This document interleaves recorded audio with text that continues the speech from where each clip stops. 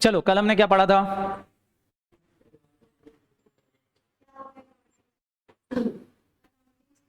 Counting standard discuss किए थे। Counting standard में मैंने आपको क्या क्या बताया था कि अकाउंटिंग स्टैंडर्ड क्या है? बेसिकली वो बोर्ड गाइडलाइंस हैं या वो रूल्स और रेगुलेशंस हैं जिनको डिफरेंट डिफरेंट अकाउंटिंग पॉलिसीज में से चूज करके बनाया गया है। ऐसा इसलिए ताकि दुनिया की सबसे अच्छी अकाउंटिंग हो सके, ट्रू एंड फेयर व्यू आ सके। बेसिक ऑब्जेक्ट है ट्रू एंड फेयर व्यू लाना। और ट्रू एंड फेयर व्यू तभी आता है बेटा जब आपने क्या फॉलो कर रखे हो, अकाउंटिंग स्टैंडर्ड फॉलो कर रखे हो। बात समझ में आ गई थी कि नहीं? बोलो। अब अकाउंट में पढ़ने के लिए हमको कुछ कॉन्सेप्ट, अकाउंटिंग स्टैंडर्ड पढ़ने के लिए कुछ कॉन्सेप्ट क्लियरिटी चाहिए। तो अभी हम स्टार्टिंग में कुछ कॉन्सेप्ट क्लियरिटी बनाएंगे, उसके बाद फिर हमारे अकाउंटिंग स्टैंडर्ड हम स्टार्ट करेंगे। क्लियर है कि नहीं? चलो तो एक एक करके बात डिस्कस करते हैं, यहीं से स्टार्ट करते हैं। सबसे पहली चीज तो बेटा दो चीजें हमारे अकाउंट के अंदर होती है। जैसे अकाउंट है, आप सामने बचपन से पढ़ा है, account is a double entry system. Account किस पर बेस्ड होता है बेटा? डबल एंट्री सिस्टम पर बेस्ड होता है। डबल एंट्री को कभी आपने महसूस किया? डबल एंट्री का मतलब क्या है?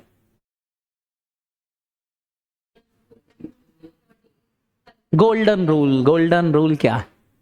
वो तो आपने रट्टा लगा दिया, golden rule is a double entry. Why? ऐसा क्यों? मतलब ये सब चीजें तो फालतू बातें हैं, but why requirement of double entry system? किसी चीज के सिंगल एंट्री से काम नहीं हो सकता क्या? हाँ, दैट्स इंपॉर्टेंट कि भाई जैसे आपके पास ये मोबाइल है, क्या है बेटा? आप घर ले जाओगे तो घर वाले अकेला मोबाइल दिखाएंगे, घर वाले चुपचाप बैठ जाएंगे, क्या बोलेंगे?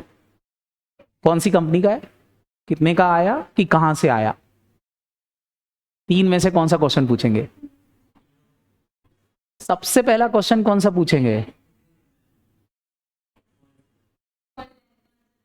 कहां से लाए? पैसा ऐसा तो बात की बात है, जब घर वालों ने पैसे दिए ही नहीं तो सब कौन सी कंपनी का उनसे मतलब ही नहीं, कहां से आया ये सबसे ज्यादा इंपॉर्टेंट होगा कि नहीं? बोलो। अरे हाँ, है ना? तो डबल एंट्री सिस्टम का यूज यहीं से चालू हुआ। डबल एंट्री मतलब अकाउंट, अकाउंट दो चीजें बताता है, एक तो बेटा आपका सोर्स और दूसरा ये चीज कहां से आया, उसका रिसोर्स। ये सोर्स और रिसोर्स का आंसर ही आपका क्या है? Double entry system. Income tax वाले मेरे पास आए, 50 लाख रुपए मेरे घर में पड़े हुए थे, इनकम टैक्स वाले क्या पूछेंगे? कहां से आए? मैंने कहीं पार्टी में 5,000 रुपए खर्चा किया, मेरे घर वाले क्या पूछेंगे? पैसा कहां से लाया तू? बात समझ में आ रही कि नहीं? अकाउंट में इसी से महसूस हुआ डबल एंट्री सिस्टम कि यार दो चीजें तो एंड यूजर्स को बताना ही पड़ेंगी, एक क्या है सोर्स और दूसरा क्या है रिसोर्स। और इसी को बेस बना के अकाउंटिंग का तरीका डिजाइन किया गया। बात समझ में आई कि नहीं? अब अकाउंट के अंदर होता क्या है, फॉर एग्जाम्पल जैसे मैं आपसे बोलूं आपके पास कार है, आपके पास क्या है बेटा? कार है। जैसे आपके पास कार होगी तो आपके घर वाले पूछेंगे कहां से आई। तो हम जो चीज हमारे पास है, जो पैसा खर्च करके आई है, जब भी हम पैसा खर्च करते हैं किसी चीज के लिए तो उसको हम बोलते हैं क्या? फटाफट बोलो, रिसोर्स। क्या बोलते हैं उसको? रिसोर्स। रिसोर्स मतलब आउटफ्लो ऑफ मनी से जनरेट होने वाली कोई भी एक चीज। क्लियर है कि नहीं? उसको हम क्या बोलेंगे? फटाफट बोलो, रिसोर्सेस। ये कहां से आई? आने के तीन ही तरीके हो सकते हैं। आप ये बोलो कि पापा पापा मम्मी ने पैसे दिए थे, मतलब घर के पैसों से ही खरीदा है, तो टेक्निकल लैंग्वेज में हमारे यहां उसको हम क्या बोल देते हैं? कैपिटल। मतलब अगर मैं बोलूं मेरे पास मोबाइल है और घर के पैसों से आया तो मेरी बैलेंस शीट में दो चीजें दिखेंगी, मोबाइल और कैपिटल। समझ में आया कि नहीं? बोलो। क्लियर हुआ? दूसरी चीज होती है बेटा क्या? आप बोल सकते हो पैसा कहां से आया? मैंने आपसे बोला बैंक से लोन लेके खरीदी, तो सवाल ही पैदा हो गया, आउटसाइडर से पैसा लिया है मतलब क्या क्रिएट कर ली बेटा, लाइबिलिटी। तो आप बोलोगे लाइबिलिटी के थ्रू आई है, किसके थ्रू आई है बेटा, लाइबिलिटी के थ्रू आई है, तो भी कोई दिक्कत नहीं। मोदी जी पूछते हैं भैया कार कहां से आई, मैंने बोला बैंक से लोन लिया है, मोदी जी चुपचाप बैठ जाएंगे, कोई दिक्कत ही नहीं। क्लियर है कि नहीं। तीसरा तरीका क्या है, आप ये बोल सकते हो कि पापा कार जो खरीदी ना मेहनत की कमाई है, दिन रात रीगल स्क्वायर पे भीख मांगी है, तब जाके पैसा इकट्ठा करके कार खरीदी है। बात समझ में आ रही कि नहीं, मेहनत की कमाई से खरीदी मतलब प्रॉफिट से खरीदी। क्लियर। रिवेन्यू, जिसको आप रिवेन्यू, प्रॉफिट, इनकम कुछ भी बोल सकते हो, यहां से जनरेट हुई। क्लियर। तो तीन ही रास्ते होते हैं किसी भी रिसोर्सेस को लाने के, वो कौन कौन से हैं, कैपिटल, लायबिलिटी, रेवेन्यू। इन तीन के अलावा और कुछ नहीं हो सकता बेटा, इन्हीं को हम बोलते हैं सोर्स। क्या बोलते हैं इनको, source. Double entry system is design for source और रिसोर्स, क्योंकि किसी भी ऑर्गेनाइजेशन को बस ये दो चीजें ही चाहिए। क्या क्या चाहिए फटाफट बोलो, सोर्स और रिसोर्स ही चाहिए, इसके अलावा एंड यूजर कुछ मांगते ही नहीं है। इसी को बेस बना के लुकास पेसियोली, जो बचपन में आपने पढ़ा था, जो हमारे अकाउंट के जनक थे, पत्थरों से जो अकाउंटिंग होती थी, उस समय उन्होंने सोर्स और रिसोर्स को जनरेट किया, जिसको डेबिट क्रेडिट के नाम से जाना गया।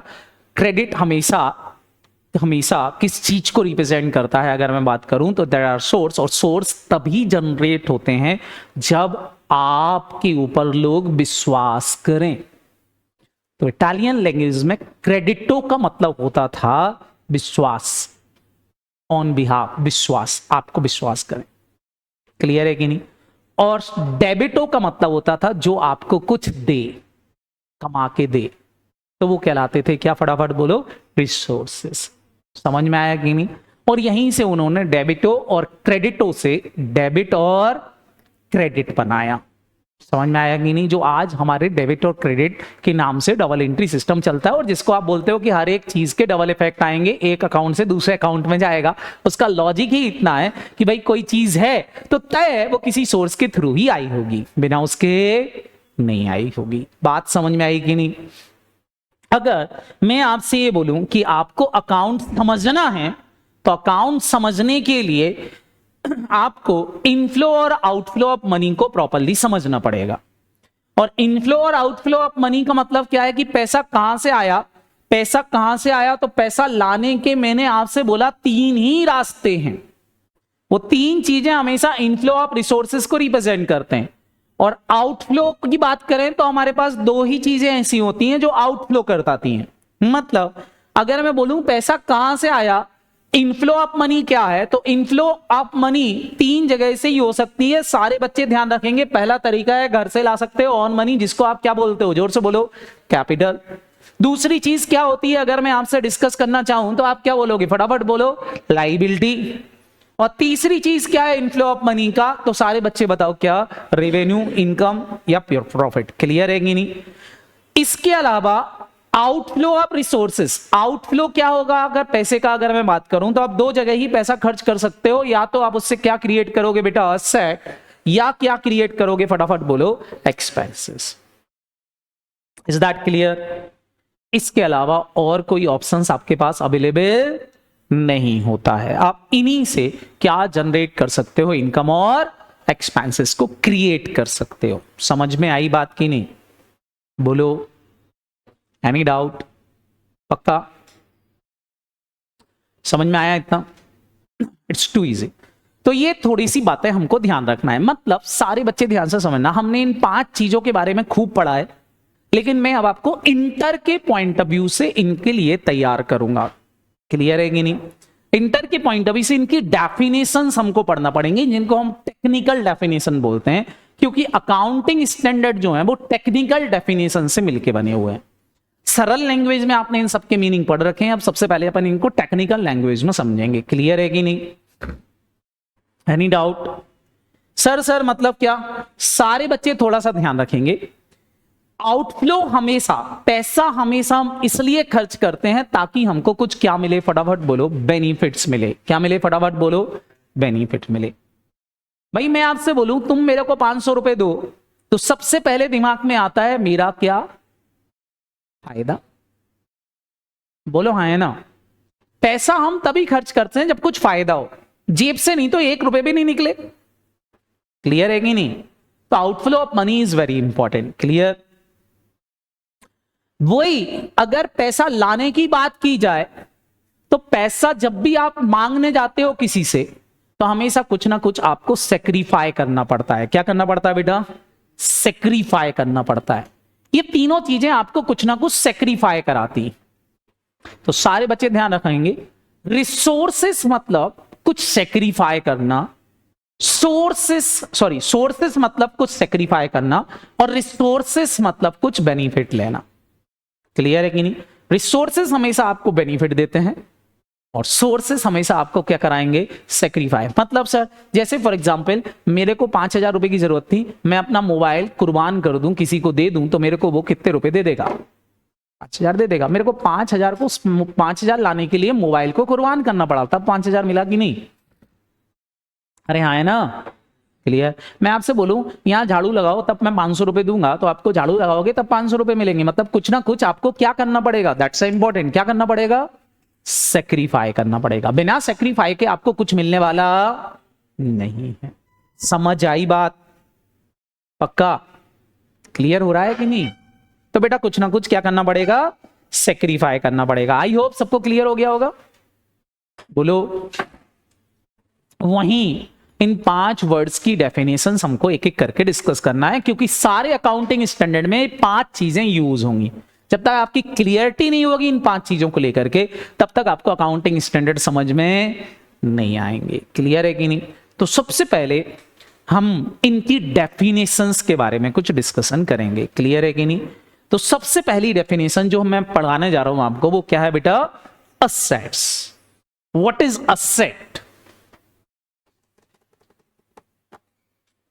What is assets? जो हमको फ्यूचर बेनिफिट दे। Very good. सबसे पहले अगर मैं असेट को डिफाइन करूं तो आप बिल्कुल बोलोगे कि असेट क्या है? Asset is a resources. Asset क्या है बेटा? एक रिसोर्स है which provide future economic benefits. जो आपको क्या देती है? फ्यूचर इकोनॉमिक बेनिफिट्स देती है। Very good. बहुत अच्छा लगा मेरे को आपने बोला कि फ्यूचर इकोनॉमिक बेनिफिट्स दे, उसको हम असेट बोलते हैं। क्लियर है कि नहीं? ऑनलाइन में कौन कौन है बेटा? ऑनलाइन में कौन कौन है? लिंक सही चालू कर रखी आज। क्लियर है कि नहीं? सारे बच्चों ध्यान रखोगे कि नहीं? तो मैंने बोला क्या, फटाफट बोलो असेट क्या है। तो असेट क्या है बेटा? Which provide future economic benefits. जो हमको फ्यूचर इकोनॉमिक बेनिफिट्स दे। क्लियर है कि नहीं? अपने लिंक शेयर करी क्या ग्रुप पर? ग्रुप पे शेयर करी? ग्रुप पे दिख नहीं रही मेरे को लिंक। एक मिनट।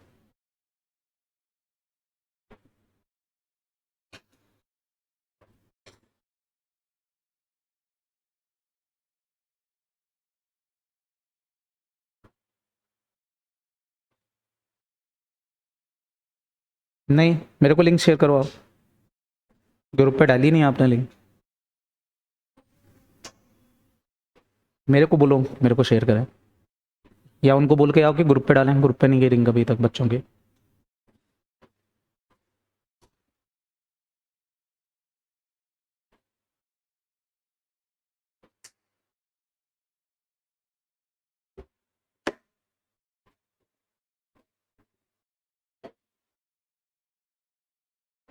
जस्ट मिनट बेटा।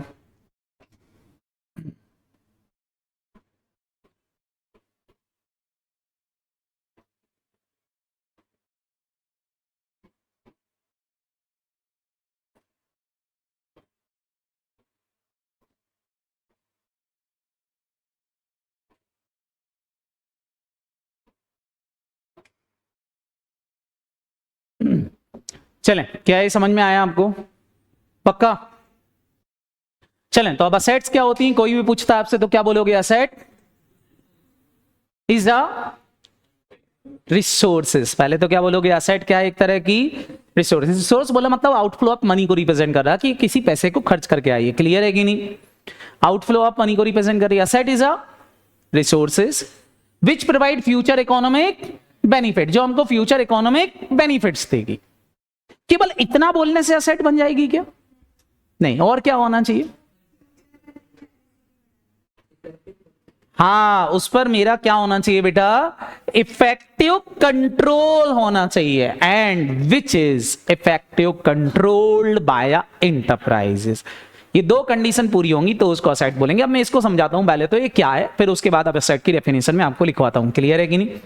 इधर हो बेटा, क्या नाम आपका? राज। राज, एक मिनट आओ, ध्यान से सुनना भैया। हमारे राज हैं। राज, क्या आप मेरे यहां जॉब करोगे? Yes sir. राज ने मेरे यहां जॉब ज्वाइन कर लिया।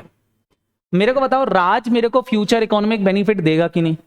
तो मेरे यहाँ काम करोगे, मेरे को फायदा है कि नहीं? Yes sir. आज ही होगा कि फ्यूचर में भी होगा? फ्यूचर में भी। फ्यूचर में हो गया तो क्या राज मेरी असेट हो गया?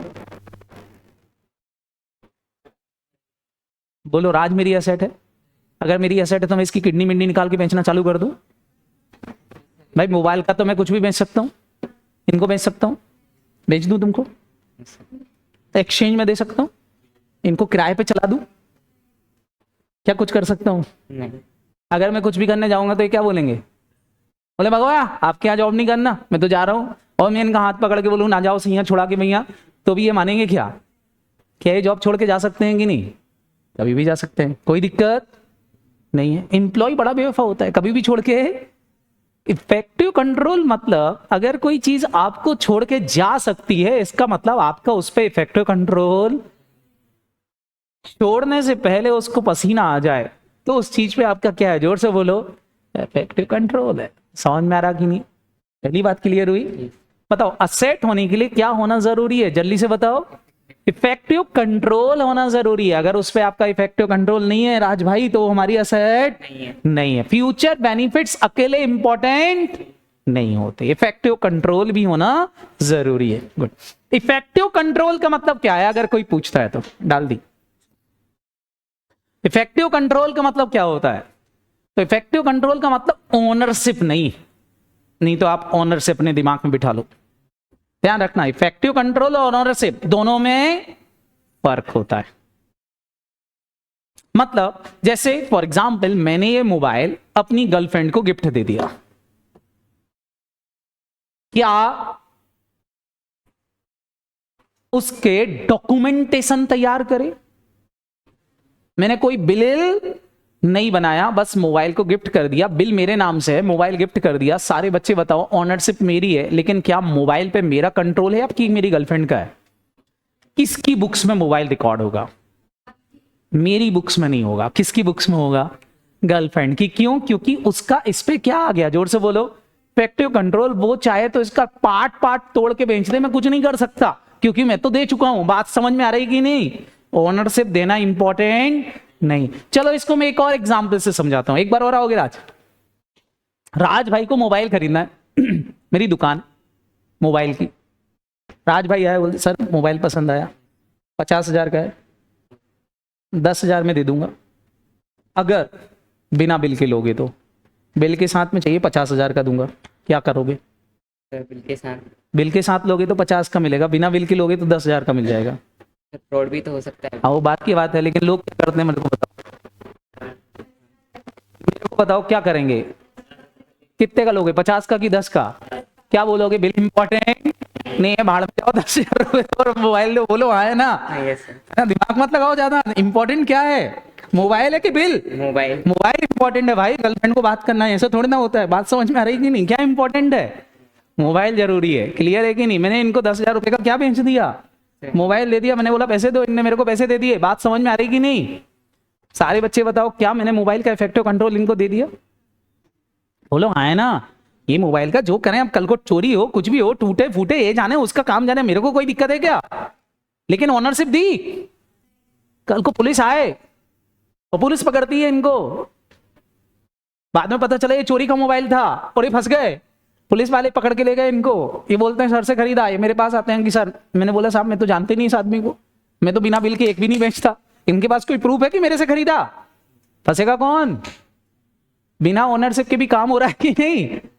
बोलो। तो क्या बिल बनाना जरूरी होता है? ऑनरशिप लेना जरूरी होता है कंट्रोल देने के लिए? नहीं, कंट्रोल देने के लिए ऑनरशिप का होना जरूरी नहीं है। असेट मेरे पास है, मैं उसके साथ कुछ भी कर सकता हूं, तो उसको हम बोलते हैं इफेक्टिव कंट्रोल। समझ में आ रहा कि नहीं? तो आज के बाद दिमाग में एक चीज बिठा लो, invoice your documentation is not important, important is effective control. Account बोलता है इफेक्टिव कंट्रोल किसी के पास में है तो वो चीज उसकी बुक्स में ही रिकॉर्ड होगी और किसी की बुक्स में रिकॉर्ड नहीं होगी। क्या ये बात दिमाग में गई कि नहीं? तो आज के बाद रिकॉर्डिंग करने के लिए खाली क्या सोचना है? Effective control. मतलब जब मैं किसी की बैलेंस शीट चेक करूंगा और वहां मोबाइल दिख रहा है तो मैं बिल नहीं मांगूंगा, बस उससे मोबाइल लूंगा। मैंने कहा दिखाना मोबाइल, उसने बोला हाँ, और मैं तोड़ने वाला हूं और वो मैं समझ जाऊंगा इफेक्टिव कंट्रोल इसके पास है। क्लियर है कि नहीं? किसी दूसरे का होगा तो चिल्लाएगा कि नहीं? समझ में आया कि नहीं? इफेक्टिव कंट्रोल मतलब मैं उससे खाली क्वेश्चन पूछूंगा, क्या आप इस मोबाइल को सेल कर सकते हो? अगर वो बोल रहा हाँ सेल कर सकता हूं, या वो बोलूं मैं उससे कि क्या आप इस मोबाइल को एक्सचेंज में दे सकते हो? बोले हाँ दे सकता हूं। या मैं उससे बोलूं क्या इसको आप किसी को किराए पे देके चला सकते हो? बोले हाँ कर सकता हूं। अगर ऐसा है तो वो उसकी ही असेट है, उसके लिए डॉक्यूमेंटेशन होना जरूरी नहीं होता। अब सारे बच्चे ध्यान से समझना, ये कमरा मैंने 10 साल के लीज पे ले लिया, 10 साल के लीज पे ले लिया, तो बताओ क्या इस पे मेरी ऑनरशिप आ गई? क्या इस पे मेरी ऑनरशिप आ गई? जोर से बोलो। नहीं। लेकिन बताओ क्या 10 साल के लिए इस कमरे का कंट्रोल मेरे हाथ में है? जोर से बोलो। इफेक्टिव कंट्रोल है। हाँ, मैं 10 साल यहां कुछ भी कमाऊं, कोई दिक्कत है क्या? क्या मैं इससे कमाई कर सकता हूं? मेरे को बेनिफिट देगा? तो 10 साल तक ये मेरी बुक्स में दिखेगा, भले ऑनरशिप नहीं, बट मेरी बुक्स में 10 साल तक आएगा, 10 साल के बाद नहीं आएगा। क्या ये बात समझ में आ रही कि नहीं? इसलिए बेटा लीज होल्ड असेट, किराए पर लीज आने वाली असेट भी बुक्स में दिखाई देती। दिमाग में आ रहा है कि नहीं? क्लियर हुआ? तो दैट इज योर असेट, उसको हम असेट बोलते हैं। तो आज की बात असेट की डेफिनेशन ब्रॉड करो। अच्छा, कई लोग असेट पूछो ना तो फिक्स असेट की डेफिनेशन बोलते हैं, जो फ्यूचर इकोनॉमिक बेनिफिट दे मोर देन 12 मंथ। नालायक, फिक्स असेट थोड़ी ना पूछ रहा हूं मैं, असेट पूछ रहा हूं। असेट में सब आती, फिक्स असेट, करंट असेट सब आएंगी। क्लियर है कि नहीं? बस 2 शर्तें पूरी करें, बताओ कौन कौन सी? फ्यूचर इकोनॉमिक बेनिफिट दे और उस पर क्या होना चाहिए? इफेक्टिव कंट्रोल होना चाहिए। आज के बाद याद रहेगा कि नहीं? तो लिखें असेट की डेफिनेशन क्या हो गई? Asset is a resources, asset is a resources, asset is a resources which provide future economic benefits, which provide future economic benefits, which provide future economic benefits and which is effectively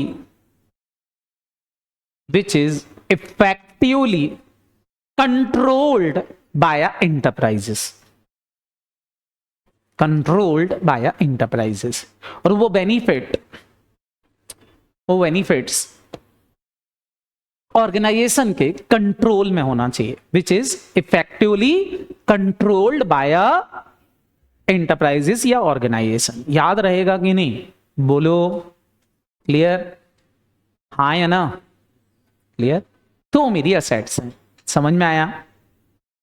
कोई doubt? किसी को कुछ पूछना है क्या? पक्का समझ में आ गया कि नहीं? तो ऑनरशिप लेना इंपॉर्टेंट नहीं है, कोई चीज मेरे को बेनिफिट दे रही है तो मेरे लिए असेट्स है, उससे कोई फर्क नहीं पड़ता कि मेरा कंट्रोल है या नहीं। क्लियर? जैसे फॉर एग्जाम्पल आगे जाके अपन एक डिस्कशन करेंगे। फॉर एग्जाम्पल मैं आपसे बोलूं कि मेरी जो फैक्ट्री है ना वो एक ऐसी जगह पे है कि वहां मतलब नदी के उस पार है। अब फैक्ट्री तक जाने के लिए नदी को तैर के जाना पड़ता था, तो कोई एम्प्लॉय मेरा काम नहीं कर रहा था, मैंने नदी के ऊपर एक पुल बनवा दिया। सारे बच्चे बताओ क्या उस पुल पर मेरे ऑनरशिप ले ली? मैं पुल बनवाऊंगा तो गवर्नमेंट पुल मेरे नाम कर देगी क्या? वो पुल किसके कहलाएगा? गवर्नमेंट का। वहां से लोकल लोग भी गुजर सकते हैं, सब लोग गुजर सकते हैं, लेकिन फायदा मेरे को मिल रहा है। क्यों? क्योंकि वो पुल रहेगा तो मेरी फैक्ट्री चलेगी। तो पुल अगर मैं बनवा रहा हूं, भले मेरा कंट्रोल नहीं है, ऑनरशिप नहीं है, लेकिन फिर भी वो मेरी बैलेंस शीट में दिखाई देगा। क्लियर है कि नहीं? क्यों? क्योंकि वो मेरे को बेनिफिट्स प्रोवाइड कर रहा है। क्लियर है कि नहीं? तो ओनरशिप होना जरूरी नहीं होता, बस ये ध्यान रखना। अगर किसी चीज के खर्चा करने से आपको फ्यूचर में बेनिफिट मिल रहे हैं और वो बेनिफिट आपके इफेक्टिवली कंट्रोल में है, तो बेटा वो आपके लिए क्या कहलाएगा? असेट। इसके लिए ओनरशिप होना जरूरी नहीं। क्या ये बात सबको समझ में आ गई कि नहीं? क्लियर? तो बैलेंस शीट में इफेक्टिवली कंट्रोल वाली चीजें ही आएंगी। आई होप सबको असेट की डेफिनेशन क्लियर हो गई होगी। दूसरी चीज होती है बेटा एक्सपेंसेस। दूसरे वर्ड क्या है? फटाफट बोलो। एक्सपेंसेस।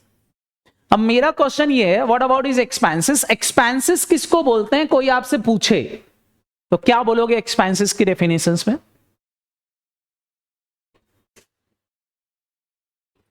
तो असेट की कोई भी एक कंडीशन पिट रही हो ना, तो वो खर्चा है। मतलब एक्सपेंसेस भी क्या है? आउटफ्लो ऑफ मनी है, या आउटफ्लो ऑफ रिसोर्सेस है, या आउटफ्लो ऑफ सोर्सेस है। क्लियर है कि नहीं? जो सोर्स से आपने पैसा कमाया था वो कहीं खर्चा किया है। जिनके बेनिफिट, फ्यूचर इकोनॉमिक बेनिफिट आपको दिखाई ना दें कि यार पैसा खर्च कर दिया लेकिन अब कोई बेनिफिट नहीं दिख रहा, मतलब future economic benefits are exhausted. Benefits क्या हो गए? जोर से बोलो। एग्जॉस्ट हो गए, खत्म हो गए। फॉर एग्जाम्पल मैंने समोसा खरीदा, खा लिया, अब फ्यूचर दिखाई दे रहा क्या? आप उससे कुछ कमाई कर पाओगे क्या? जो मिलना था मिल गया, आगे अब कुछ मिलने वाला नहीं है। समझ में आया कि नहीं? वो आपके लिए क्या है? जोर से बोलो। एक्सपेंसेस है। वो आपके लिए क्या है? जोर से बोलो। एक्सपेंसेस है। क्लियर है कि नहीं? या मैं बोलूं फ्यूचर इकोनॉमिक बेनिफिट तो दिखाई दे रहे हैं लेकिन उस पर मेरा कंट्रोल नहीं है, तो वो भी क्या है? जोर से बोलो। एक्सपेंसेस है। जैसे राज भाई को मेरे यहां मैंने एम्प्लॉय रखा था, तो राज भाई मेरे को फ्यूचर बेनिफिट तो दे रहे लेकिन उस पर मेरा क्या नहीं था? फटाफट बोलो। कंट्रोल नहीं था। वो तो जब चाहे तब जॉब छोड़ के जा सकते थे।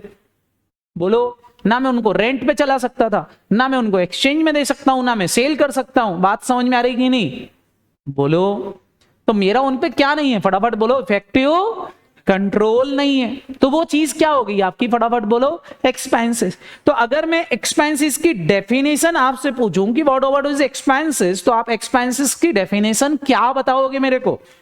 तो एक्सपेंसेस क्या है? फटाफट बोलो। एक्सपेंसेस भी represent the outflow of money, या expenses is a outflow of sources which economic benefits are exhausted. लिखो। एक्सपेंसेस क्या है? Outflow of sources of money. Clear है कि नहीं? Which economic benefits are exhausted, जिनके इकोनॉमिक बेनिफिट्स क्या हो चुके हैं? जोर से बोलो बच्चों। एग्जॉस्ट हो चुके हैं। और या फिर economic benefits is available but effective control is not available.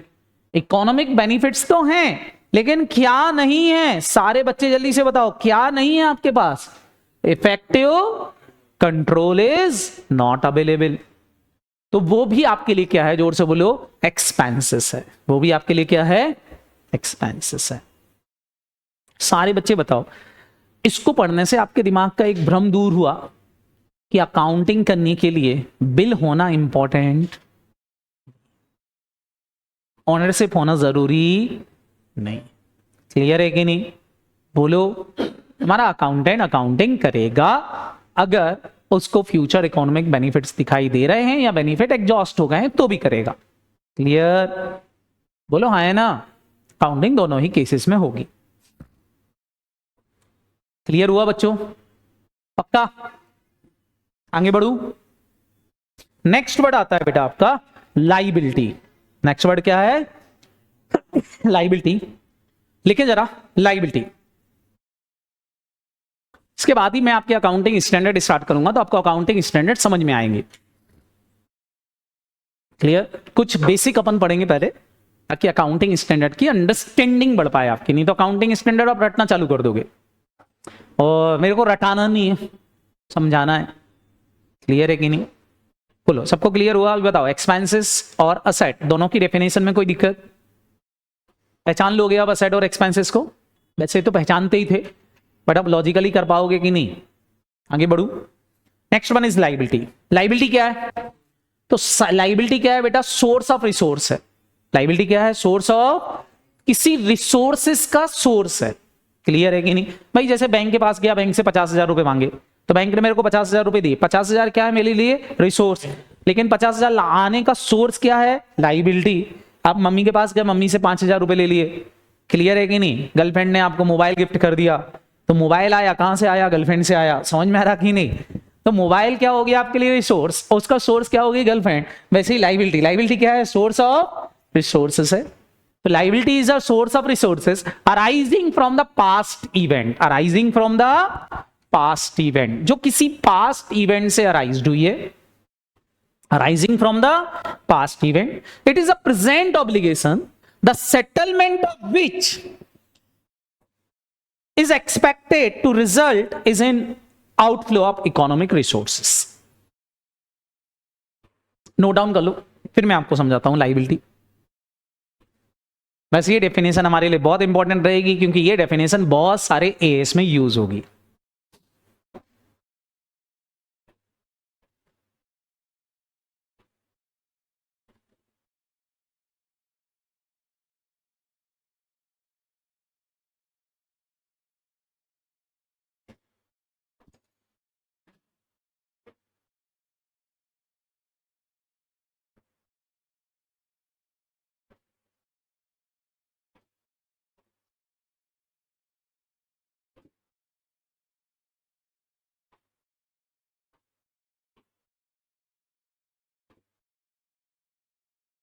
किसी को कोई दिक्कत बेटा? कुछ पूछना है बेटा इसमें?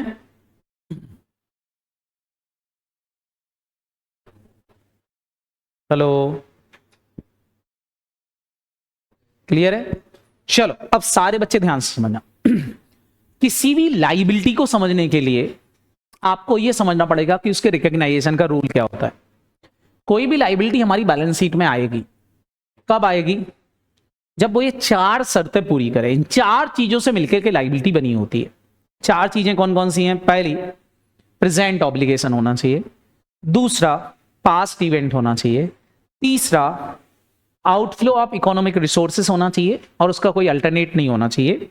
और चौथा, एबिलिटी टू मेजरमेंट होना चाहिए। अगर ये चार चीजें हैं तो आपको लाइबिलिटी समझ में आएगी। क्लियर है कि नहीं? चार चीजें का टोटल आपकी लाइबिलिटी बनाता है। मतलब लाइबिलिटी होने के लिए ये सब चाहिए भैया साहब। क्लियर है कि नहीं? क्या क्या चाहिए फटाफट बोलो। ये बोलते हैं लाइबिलिटी तभी बुक्स में आएगी जब प्रेजेंट ऑब्लिगेशन होगा, पास्ट इवेंट होगा, आउटफ्लो इज प्रोबेबल होंगे, नॉट अल्टरनेट सेटलमेंट अवेलेबल होगा, कोई अल्टरनेट सेटलमेंट नहीं होगा, और मेजरमेंट होना चाहिए। क्या होना चाहिए? मेजरमेंट की एबिलिटी होना चाहिए। अगर ऐसा है तो भाई लाइबिलिटी है, कोई दिक्कत नहीं। एक भी कंडीशन मिट गई तो फिर कोई लाइबिलिटी नहीं है। चलो अब इन चीजों को पहले समझते हैं, तब जाके वो ऊपर जो डेफिनेशन लिखी ना वो तुमको समझ में आएगी। क्लियर? एक एक करके बात करते हैं। सबसे पहले पास्ट इवेंट। सबसे पहले कौन सा इवेंट बोला? पास्ट। एग्जाम्पल से समझाता हूं। मैंने आज अनाउंसमेंट किया कि मैं अगर सीए इंटर में बच्चा पास नहीं हुआ तो मैं उसकी फीस वापस लौटा दूंगा।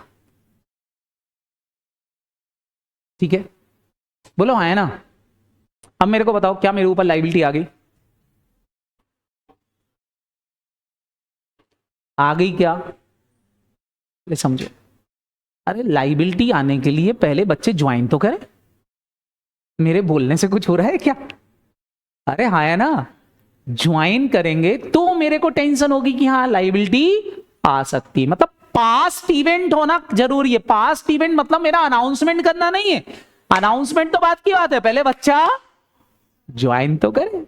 क्लियर है कि नहीं? ज्वाइन ही नहीं करोगे तो इस बोलने का कोई मतलब निकलेगा क्या? क्लियर है कि नहीं? पास्ट इवेंट का मतलब क्या हो गया? कुछ ऐसा हुआ जिसके कारण से तुम्हारे ऊपर ऑब्लिगेशंस आया। क्लियर है कि नहीं? बोलो। अब मान लो बच्चे ज्वाइन कर गए, अब मैं एक और अनाउंसमेंट करता हूं कि अगर कोई बच्चा एडवांस अकाउंट में 90% के ऊपर लाएगा तो मैं उसको कुछ दूंगा। हमारे राज भाई 98% ले आए, क्या मेरे ऊपर लाइबिलिटी आ गई?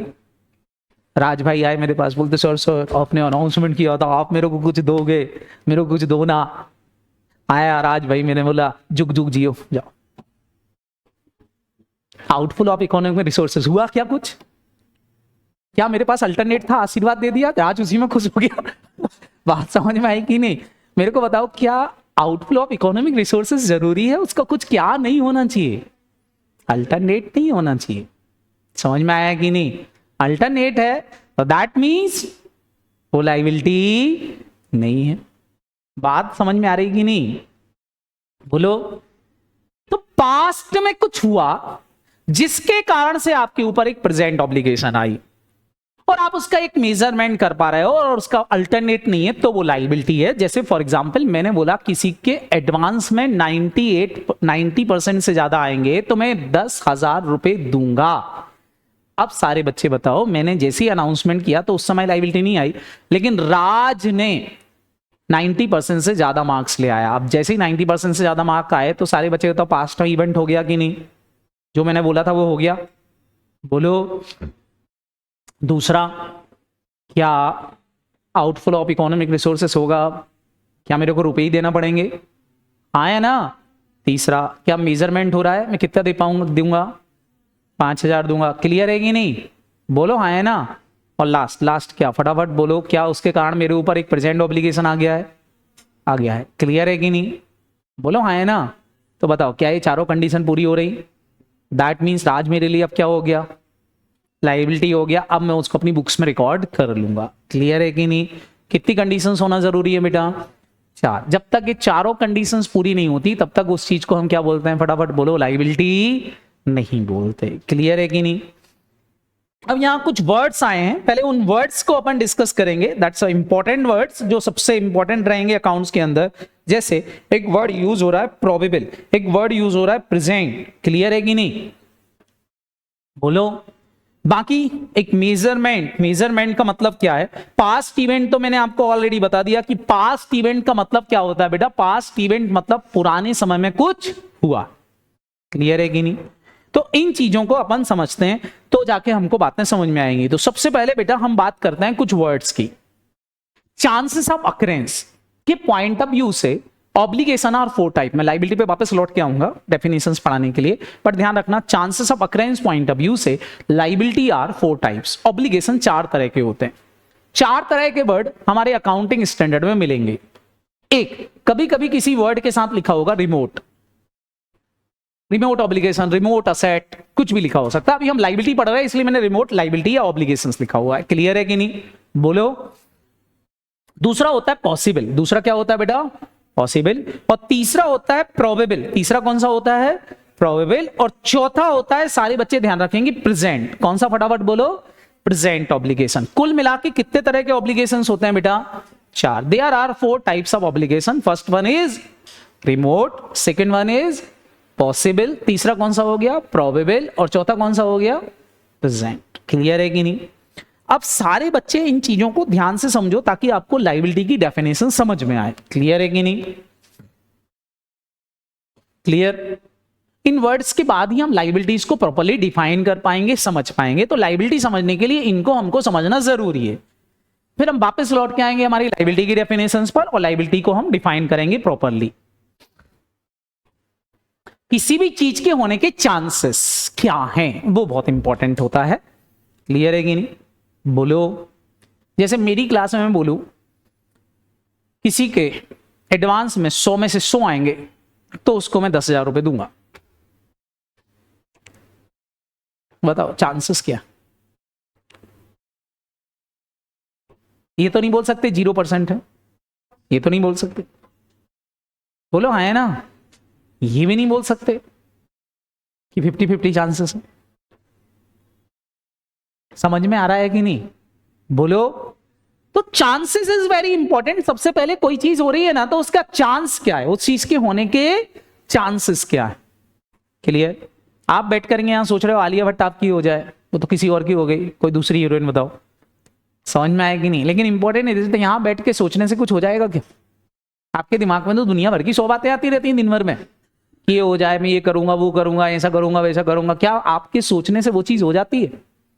तो सबसे पहले तो चांसेस देखे जाते हैं, और चांसेस ऑफ अकरेंस पर मतलब वो चीज होगी कि नहीं होगी, उसके चांसेस क्या है। सबसे पहला ऑब्लिगेशन है रिमोट ऑब्लिगेशन। कौन सा, फटाफट बोलो। रिमोट ऑब्लिगेशंस का मतलब होता है बेटा एक ऐसा ऑब्लिगेशन जिसके आने के चांसेस बहुत कम हो, थोड़े से हो, मतलब लेस देन 5% है, चांसेस आर लेस देन 5%। किसी चीज के होने के chances are less than 5%, that means those obligation are remote obligations. उस ऑब्लिगेशन को कौन सा ऑब्लिगेशन बोलोगे? Remote obligations. क्लियर? अरे हाँ है ना। सारे बच्चे जल्दी से बताओ, सारे बच्चे जल्दी से बताओ कि अगर इस ऑब्लिगेशन को मैं रिमोट ऑब्लिगेशंस बोल रहा हूं, तो रिमोट क्यों बोल रहा हूं? क्योंकि इस चीज के होने के चांसेस क्या है? फटाफट बोलो। Less than 5%। जैसे फॉर एग्जाम्पल मैं आपसे बोलूं ये इनकी गर्लफ्रेंड बनेगी, बनने के चांसेस क्या है?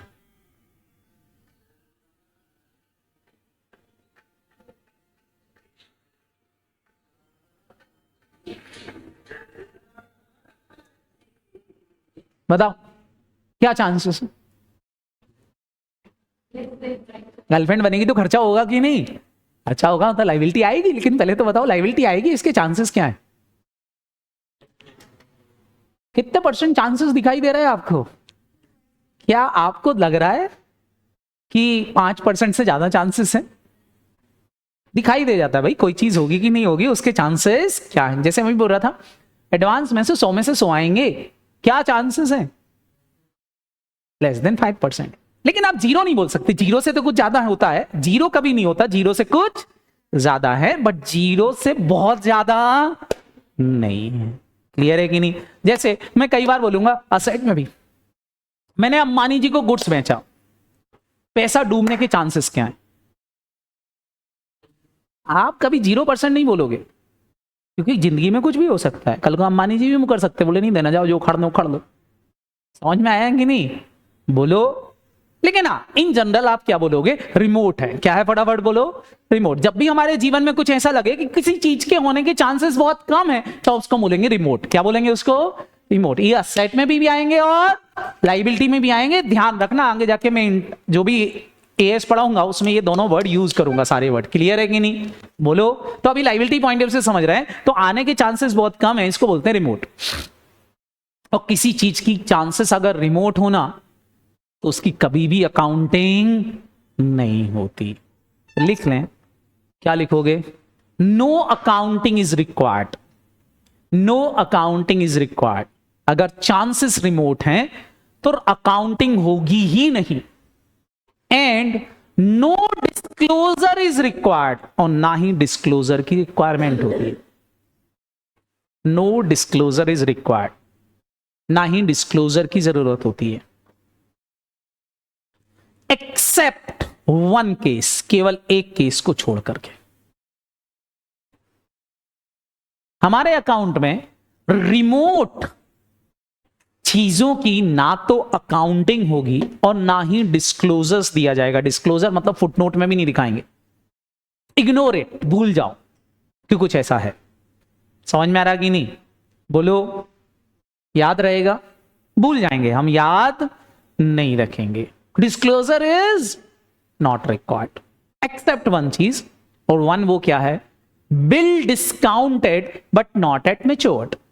आपने बिल की डिस्काउंटिंग करा ली, लेकिन वो अभी मैच्योर नहीं हुआ है, तो it's to be disclose as a contingent liability. आपको उसको एज अ कंटेंजेंट लाइबिलिटी दिखाना पड़ता है। Bill discounted but not at matured, इसको छोड़ करके। अब पहले तो मैं आपको समझाता हूं bill discounted but not at matured क्या चीज होती है। क्लियर है कि नहीं? बोलो। समझे? क्लियर? कार्तिक और राज एक बार और आओगे? ध्यान से देखना। भाई राज है, राज मेरा स्टूडेंट है, मैंने राज को ये बॉटल सेल करी, नहीं मेरी दुकान है बॉटल की, मैंने बॉटल सेल करी, कितने रुपए की? 2000 के। राज भाई पैसा कब दोगे? ये बोलते हैं सर 3 महीने बाद दूंगा। कितने महीने बाद? 3 महीने बाद। मैंने यार राज भाई वो कॉपी उठा के लाना राज की। मैंने बोला 3 महीने बाद पैसा दोगे, मेरे को विश्वास नहीं है 3 महीने बाद आपने नहीं दिया, मुकर गए तो। ये बोलते सर मैं लिख के दे देता हूँ। क्या करके दे देता हूँ? जोर से बोलो। लिख करके। तो इनने मेरे को एक कागज पे क्या कर दे दिया? लिख करके दे दिया। क्या लिख करके दे दिया? कि मैं 3 महीने बाद पैसा दूंगा। तो इनने मेरे को लिख करके पैसा दे दिया कि भैया ये 3 महीने बाद मेरे को पैसा देंगे। क्या मेरे पास कुछ आ गया? इसको बचपन में आप कुछ बोलते थे बीआर। क्या बोलते थे इसको? बीआर। क्या बोलते थे? Bill receivable. क्या मेरे पास एक बिल रिसीवेबल आ गया जिसपे इनने साइन करे कि 3 महीने बाद ये मेरे को पैसा देंगे। समझ में आया कि नहीं? बोलो। आ गया मेरे पास पैसा? क्लियर। अब राज भाई तो अपने घर चले गए, 3 महीने बाद मेरे को पैसा लेना है। क्लियर है कि नहीं? तो राज भाई तो कहां चले गए? घर। अब राज भाई तो चले गए घर, लेकिन मेरे को पैसों की अभी रिक्वायरमेंट, मैं क्या करूं? पहले तो बताओ, क्या राज पैसा नहीं देगा ऐसा मेरे को लग रहा होगा? अगर ऐसा लगता तो मैं सेल ही नहीं करता। मतलब मेरे को लग रहा होगा आदमी अच्छा है, रिमोट ऑब्लिगेशन है यार कि मेरा पैसा डूबेगा। बोलो हाँ है ना? तभी तो मैंने सेल करी होगी। मैं तो आपको अच्छे ही आदमी मान रहा हूं। बोलो। लेकिन कभी 0% हो नहीं सकता कि 0 से कुछ ज्यादा होगा, लेकिन 5% से कम चांसेस है कि पैसा डूबेगा। तो मेरे को टेंशन लेने की जरूरत नहीं। अब मेरे को पैसे की जरूरत पड़ी, मैं बैंक पहुंचा। बैंक में जाके मैंने बोला बैंक जी मेरे को 3 महीने बाद पैसे मिलेंगे, मेरे को आज आप कुछ पैसा दे दो, 3 महीने बाद आप रात से जाके कलेक्ट कर लेना। मैंने इनसे बिल की क्या करवा ली? फटाफट बोलो। डिस्काउंटिंग। इनने मेरे को क्या दे दिया? पैसा दे दिया। सारे बच्चे बताओ बिल मेरे पास है कि बैंक के पास है? जोर से बोलो। अब इसी समय पे आ गया ईयर एंड। क्या आ गया? Year and. क्या मैंने बैंक से वादा करा है कि अगर राज पैसा नहीं देगा तो मैं दे दूंगा? मेरे को बताओ, राज पैसा नहीं देगा इसके चांसेस क्या है? रिमोट है, मेरे को लग रहा है दे ही देगा। बोलो हाँ है ना? तभी तो मैंने डिस्काउंटिंग कराई। लेकिन अगर नहीं दिए तो मेरे को देना पड़ सकते हैं। जोर से बोलो हाँ है ना? तो ये रिमोट ऑब्लिगेशंस है मेरी, क्योंकि वादा करा है बैंक से कि अगर राज नहीं देगा तो मैं दे दूंगा। इसी बिहाफ पर बैंक ने मेरे को पैसा दिया है। बोलो हाँ है ना? ये मेरा जो वादा है ये रिमोट है, लेकिन फिर भी हमारा AS29 आगे जाके हम डिस्कस करेंगे, वो बोलता है इसको कंटेंजेंट लायबिलिटी के रूप में दिखाना पड़ेगा, भले ये रिमोट ऑब्लिगेशन है। केवल इस चीज को डिस्क्लोजर देना पड़ता है। बाकी चीजों का डिस्क्लोजर मतलब इसकी मैं कोई अकाउंटिंग नहीं करूंगा, फुट नोट में खाली डिस्क्लोजर दूंगा कि मैंने एक बिल की डिस्काउंटिंग कराई थी, लेकिन अभी उसकी मैच्योरिटी डेट आई नहीं है। ये मेरे लिए लायबिलिटी है कि नहीं? क्योंकि मेरा ये वादा है, कमिटमेंट है। बात समझ में आई कि नहीं?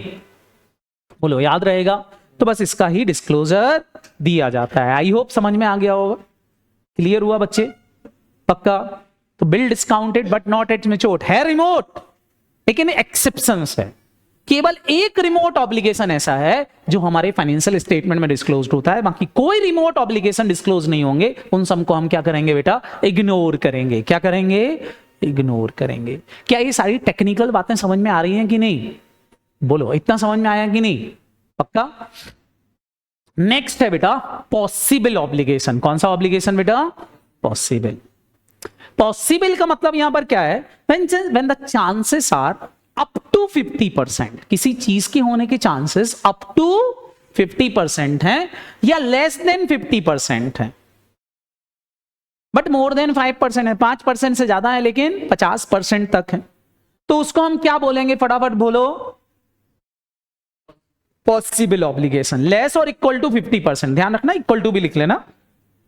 When the chances are less or equal to 50%, तो इस कॉल्ड है पॉसिबल ऑब्लिगेशन। कौन सा ऑब्लिगेशन बेटा? Possible obligation. उसको आप पॉसिबल ऑब्लिगेशंस बोलने का कि भैया ये ऑब्लिगेशन एक पॉसिबल ऑब्लिगेशन है। समझ में आया कि नहीं? पक्का? तो these obligation is possible obligation. भाई ये चीज होगी, इट्स अ पॉसिबल ऑब्लिगेशन। बोलो। कल ट्रंप जी जीत गए, कहां पर? अमेरिका में। जीत गए कि नहीं? ट्रंप ने बहुत बड़े बड़े वादे कर रखे हैं। एक दिन में यूक्रेन और रूस का वार जो चल रहा है वो एक दिन में रुकवा देंगे। क्या मानते हो? रुकवा देंगे एक दिन में? एक दिन में बोले एक दिन के लिए अमेरिका का राष्ट्रपति बना दो, मैं एक दिन में बाहर रुकवा दूंगा। ने अनाउंसमेंट किया था, बन गए। कल से आज तक रुका तो है ही नहीं। बोलो अच्छा, क्या जनता को पहले से पता है कि एक दिन में ऐसा कुछ होने वाला नहीं है? लेकिन क्या इसको रिमोट बोल सकते हो? रिमोट भी नहीं बोल सकते। हो सकता है कि वो बार रुकवा दें, लेकिन कुछ समय लगेगा। क्यों? क्योंकि जो भी अनाउंसमेंट उन्होंने करी है वो करेंगे तो उस पे काम। चांसेस आर 50-50 की हो सकता है वॉर रुक जाए, हो सकता है वॉर ना रुके। बात समझ में आएगी नहीं? बोलो। इसको बोलते हैं रिमोट। तो हमारे जितने भी नेता लोग होते हैं ऐसे बड़े बड़े अनाउंसमेंट करते हैं, जब चुनाव होना होता है तो बोलते हैं कि हम ये करेंगे वो करेंगे।